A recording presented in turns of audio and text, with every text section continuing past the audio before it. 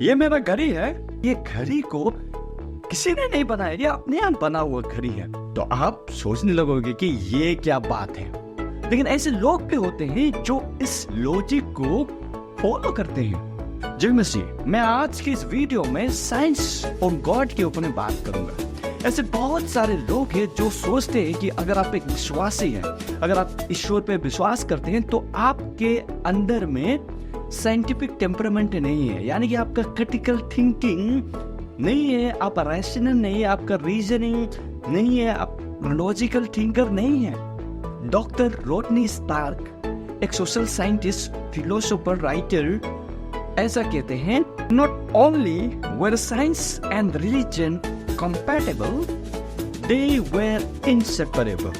The rise of science was achieved by deeply religious Christian scholars. Science का origin, Inception को जब आप study करोगे तो यहाँ में बहुत सारे मसीह स्कॉलर्स लोग ही हैं जिन्होंने ये साइंस का आज जो हम बोलते हैं हर एक एस्पेक्ट में, मेडिकल साइंस बोलिए, हर एक जो एडवांसमेंट है आज, जो साइंटिफिक रेवोल्यूशन हम देखते हैं, उसका पैदाइश जो है वेस्टर्न सिविलाइजेशन के गोदी में हुआ। और वेस्टर्न सिविलाइजेशन किसकी देन है? मसीहत की देन है, यानी कि बाइबल से निकला हुआ। तो इसीलिए आप हर एक, चाहे स्कूल बोले, यूनिवर्सिटी बोलिए, चाहे साइंस बोलिए, मेडिकल, हर एक एस्पेक्ट में क्रिश्चियंस लोगों ने ही उसे शुरुआत करा और आगे ले गया है। इसलिए 18वीं सेंचुरी तक आप जब देखोगे कि जितने भी साइंटिस्ट लोग थे 18वीं सेंचुरी तक, वो सारे बिलीवर्स थे और कुछ तो प्रीस्ट भी थे, थियोलॉजियंस भी थे। और प्यू का रिसर्च जो 2019 में हुआ, उसके अकॉर्डिंग टू 33% जो साइंटिस्ट जो अमेरिका में है वो बिलीवर्स है, यानी कि they believe in the Bible. और 18% वो विश्वास करते हैं कि there is some kind of God और सुपरनेचुरल बीइंग्स जो सारे ब्रह्मांड को रचा, जिसने कंट्रोल किया, वो उस फोर्स को बिलीव करते हैं। और उसी सर्वे में ये पाया गया कि जो अमेरिकी लोग हैं 95% वो विश्वास करते हैं there is a higher being. उसी में क्रिश्चियंस होंगे, अलग अलग धर्म के लोग भी होंगे। सबसे पहले मैं यहाँ में डिस्क्लेमर दे दूं, जो साइंस की आप बात करते हैं, जो ट्रू साइंस, वो असल में है क्या, उसका परिभाषा हम अगर सिंपल तरीके से समझने की कोशिश करें, true science means it's a search, यानी कि खोज है। खोज किस प्रकार से आप ऑब्जर्व करते हो, आप उसको एक्सपेरिमेंट करते हो, उसको आप एनालाइज करते हो, तो इन सभी प्रोसेस से होके जाके जब आपको कुछ फाइंडिंग्स मिलता है, यानी कि जो इफेक्ट को आपने देखकर जो कॉज को आपने ढूंढा या पाया नहीं, या आपने किसी प्रकार का थ्योरी बना लिया, so on that basis that's a science. तो इसीलिए जो कहते हैं कि is there a proof for God's existence, और ऐसे लोग हैं जो 100% प्रूफ चाहते हैं, यानी कि वो देखना चाहते हैं ईश्वर को। सबसे पहले मैं बता दूं, 100% श्योर होके आप किसी भी चीज को लेकर आप नहीं जीते इस दुनिया में। आपके लिए हमेशा विश्वास का जगह रहता है। कोई भी एस्पेक्ट में ले लीजिए आप, फॉर एग्जाम्पल आप एक मेडिसिन खाते हो, ये विश्वास करते हो कि वो ट्रीट करेगा, लेकिन आपको ये भी पता नहीं है कि उसका केमिकल कंपोजिशन क्या है, वो पॉइजन का काम भी कर सकता है। ऐसा आप 100% श्योर नहीं हो, फिर भी आप विश्वास करके उसको खा लेते हो। अगर कोई फ्लाइट में चढ़ता है तो वो कभी भी ये डाउट नहीं करता है कि ये फ्लाइट जो है क्रैश कर जाएगा, या इसका इंजन फेल हो जाएगा हवा में, या पायलट जो है सही से हमको लैंड कराएगा। ये विश्वास करके ही आप चढ़ते हो, वरस आपको श्योर नहीं है कि वो इंजन किस प्रकार से काम करता है, फ्लाइट कैसे उड़ता है, और या पायलट कौन है, ये सभी के बारे में आपको कुछ पता नहीं है। But still you have that faith he और शी इज ऑल राइट, और इंजन जो ठीक है, वो भी विश्वास के आधार पर ही आपके जीवन को आप वहां पर दे रहे हो। तो अब मैं 3 ऐसे आर्ग्यूमेंट्स रखने जा रहा हूं जिससे आपका जो क्रिटिकल थिंकिंग, आपका जो रीजनिंग है जो है खुल जाएगा, ताकि believe in God will become sensible for you. Number 1 है कॉस्मोलॉजिकल आर्गुमेंट। कॉस्मोलॉजिकल आर्गुमेंट्स क्या कहता है? जो कुछ भी अस्तित्व में है, यानी कि जो कुछ भी एग्जिस्ट करता है, उसके पीछे एक कॉज है। कि अगर आप पेड़ को देखते हो तो उस पेड़ का जो अस्तित्व में आने का पीछे कॉज है। कॉज क्या है? That there was a seed, यानी कि एक बीज था, और वो बीज अंकुर बन के वो बारिश और पानी और मैन्यूर जो जमीन से मिला उसे, जिससे वो पेड़ बना। और हर एक चीज अगर उसका पीछे कॉज है, यानी कि जो भी चीज आज एग्जिस्ट कर रहा है, चाहे यूनिवर्स हो, चाहे ये धरती हो, और चाहे ये घड़ी क्यों ना हो, अगर हर एक चीज का पीछे कॉज होता है तो इस घड़ी को भी बनाने वाला है।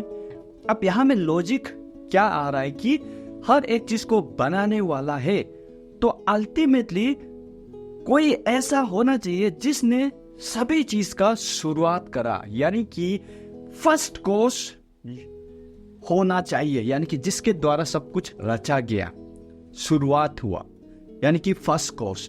और वो फर्स्ट कॉज जो है अनकॉज्ड होना है, यानी कि इसको किसी ने नहीं बनाया होना चाहिए, यानी कि कॉज एंड इफेक्ट का जो ये चेन है उससे वो बाहर होना है, यानी कि he should be uncaused, the ultimate cause.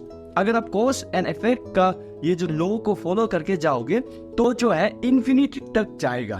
तो इसीलिए देयर मस्ट बी फाइनली एक फर्स्ट कॉज होना है। इसीलिए बहुत सारे लोग पूछते हैं अगर हमको ईश्वर ने बनाया तो ईश्वर को किसने बनाया, और मैं कहूंगा ईश्वर को उसका से बड़ा वाला ईश्वर ने बनाया, तो उससे बड़ा वाला ईश्वर को किसने बनाया, उससे भी बड़ा वाला। तो अगर ऐसा आप जाते रहोगे तो ये इन्फिनिटी तक जाते रहेगा, वो लॉजिकल नहीं है, वो इलॉजिकल हम कहते हैं। तो इसीलिए there must be a first cause, and the first cause Bible says God, he is transcendent God, यानी कि he is outside time, outside matter, वचन डिक्लेयर करता है, यानी कि ही इज इटर्नल गॉड, तो he is first cause. So इसीलिए science भी एक्सप्लेन करने का कोशिश करता है थ्योरी के द्वारा, बिग बैंग थ्योरी, जो ये बताता है कि 13.8 बिलियन ईयर्स अगो जितना भी मैटर बोलिए, एनर्जी बोलिए, वो कंडेंस होके एक सिंगुलरिटी फॉर्म में पैक्ट होकर बैठा था, लेकिन बहुत ही ज्यादा गर्म होकर एक्सप्लोड हो गया, जिससे पूरा यूनिवर्स, सारा सब कुछ गैलेक्सी बन गया। ऐसा करके वो एक्सप्लेन करते हैं। हालांकि ये वो नहीं बताते कि कैसा एक्सप्लोड हुआ और वो बिग बैंग को कौन बैंग कर दिया। तो it is a theory, but still they believe कि ये यूनिवर्स जो है इटर्नल नहीं है, और बाइबल भी बताता है कि God created everything. Is scientifically impossible बिना कॉज का इफेक्ट निकलने के लिए, यानी कि nothing can not created something, there must be someone और something that has created everything, and that is God, Bible clearly says. Number 2 जो आर्गुमेंट है, थियोलॉजिकल आर्गुमेंट, यानी कि जो डिजाइन के बेसिस पे, मैं ये घड़ी को आपको दिखा दूं, ये घड़ी जो है हर एक चीज जो है इस प्रकार से डिजाइन किया गया, इस प्रकार से ऑर्डर में है कि ये इसका जो पर्पस है उसको फुलफिल करता है। लाइकवाइज आप यूनिवर्स को देखिए, आप अपने आप को देखिए, आपका डीएनए जो केमिकल कंपोजिशन है, जो आपका जो बनावट, आपका जो डेवलपमेंट, आपका ग्रोथ, आपका फंक्शनिंग, सारे चीज का इंफॉर्मेशन वो डीएनए में है। यानी कि जब आप कुछ भी नहीं थे, जब माँ और पिता का जब स्पर्म और एग मिलकर जो बन रहा था, उसी में, उसी डीएनए में सारा इंफॉर्मेशन जो था कि आप कैसे बढ़ोगे, आपका लुक्स क्या होगा, आपका आई का कलर क्या होगा, everything was there. So DNA सब is a miracle, how it is designed. और फिर से दूसरा, अब जब यूनिवर्स को देखते हो, everything is in order and perfectly design to sustain life, and कोई chaos नहीं है, मैं कहना चाहता हूं। जैसे अर्थ जो है सन का चारों ओर घूमता है, हाँ, जो रोटेशन, जो एक्सिस पॉइंट से अगर थोड़ा भी दूर चला जाए तो ये पृथ्वी में लाइफ नहीं हो सकता। ये सारा मतलब बर्फ हो जाएगा और ठंड से सारे लोग मर जाएंगे, कोई लिविंग बीइंग नहीं हो सकता ठंड से। और थोड़ा सा भी नजदीक चला जाए तो क्या होगा पता है आपको? गर्मी से आइस पिघल जाएगा, मतलब कि जल की राख भी हो सकता है, मतलब ये पृथ्वी में कोई नहीं जी सकता है। प्रिसाइसली, परफेक्टली ये जो है ग्रेविटी जो है इस प्रकार से है कि लाइफ को सस्टेन कर रहा है, लाइफ को वो बनाए रखा है. So you think for a while, how can it be without a brain behind it? How can it be कि अगर कोई पीछे में इंटेलिजेंट बीइंग है ही नहीं तो ये कैसे पॉसिबल है, कैसे संभव है? There is a God. There is someone who is intelligent enough to make this everything in order, in design to sustain life. और आज जिस प्रकार से है उसी प्रकार से, जैसे मैं इस घड़ी की बात कर दूं, इसको किसी ने नहीं बनाया, तो ये इतना अपने आप से इसे डिजाइन रैंडमली बाइसेसली कैसे इसे बन सकता है? It is not possible. It doesn't make sense. So you must believe there is someone who has designed it, who has make it in order to serve the purpose. You देखिए, everything Christ screams for explanation that there is a brain behind it.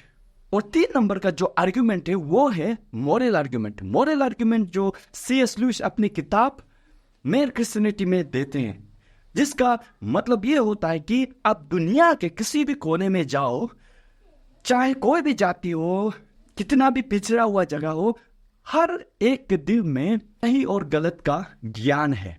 सही और गलत यानी कि कोई भी murder को सही नहीं कहता, कोई भी रेप को सही नहीं कहता. So everyone has this intuition, यानी कि अपना इनर कॉन्साइंस है सही और गलत का.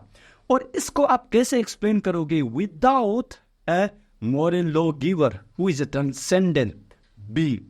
So there must be a moral lawgiver. If there is a moral law, there must be a moral lawgiver. अगर moral lawgiver है ही नहीं तो आपका जो moral references कहीं पर नहीं जाता. तो इसीलिए we believe that truth is objective, यानी कि there is a moral lawgiver who dictates what is right and what is wrong. तो इसीलिए आपका इनर कॉन्साइंस भी बताता है कि there is a moral lawgiver. आपका इनर बीइंग भी इस चीज को जानता है, इसीलिए your heart always longs for God. कोई भी दुनिया का कोई भी कोने में चला जाओ, हमेशा लोग जो है ढूंढ रहे होते हुए, पेड़ पौधे को भी वर्शिप कर रहे होते हैं, क्योंकि when we are created, God placed this desire within us to seek Him. तो इसीलिए एक थियोलॉजियन ऐसा कहते हैं कि बिना परमेश्वर का हर कोई व्यक्ति खाली है. इसीलिए उस खालीपन को, उस एम्प्टीनेस को भरने के लिए वो कंटिन्यूअसली गॉड का सर्च करते हैं. Does not conclude that there is no God, because Bible says the fool says in his heart that there is no God. Don't be a fool.